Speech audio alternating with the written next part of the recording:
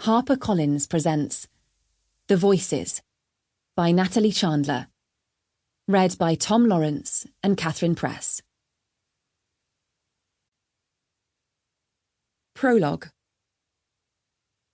I suppose I was meant to die. My life should have ended, torn apart by shards of metal and crumpled fiberglass, as viscous puddles darkened from red to black. I felt death's cold fingers stroking my arms, persuading me to release my grip on life and be guided to a warmer, kinder place. It was too tempting, that comforting embrace beckoning me, and I felt myself being drawn into the darkness.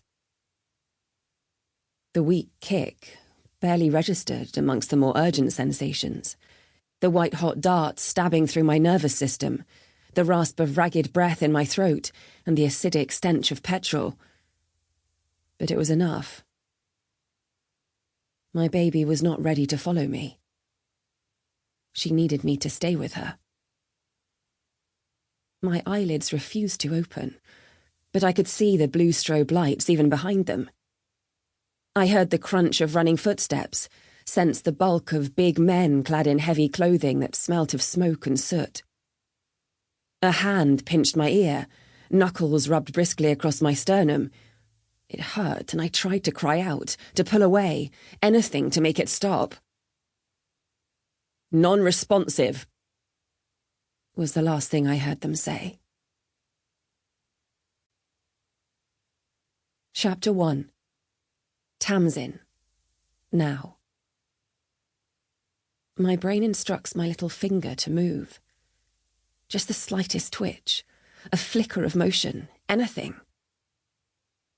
But my body is as ignorant of the order now as it has been for years, and the effort of trying to produce an action only brings a weighted cloud of exhaustion. I am awake, but I'm not. I exist in a land of perpetual stillness, while the world carries on around me as if nothing has happened, invisible but present. Ignored, yet considered. A half-life, neither dead nor alive. The doctors call it a permanent vegetative state. I call it limbo, an uncertain borderland between the heaven of a second chance and the hell of an eternity trapped in my own mind. I will soon turn 40, but the frozen recesses of my mind are stuck, perhaps forever, at the age of 37.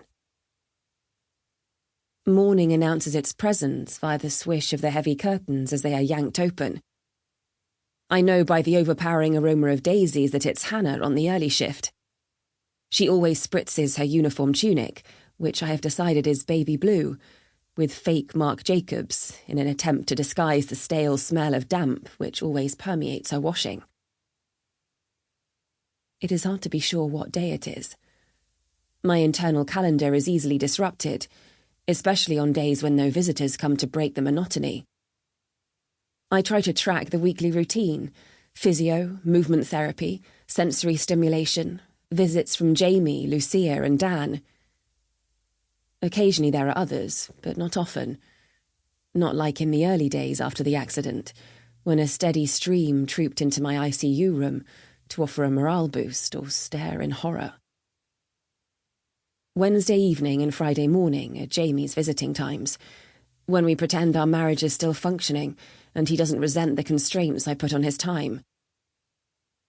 He used to come with Lucia, my best friend, but now he's usually alone, and Lucia has switched to Tuesday afternoons. Monday is Dan, my boss of sorts, who comes out of hope and stays exactly 90 minutes. The routine helps them, like it does me.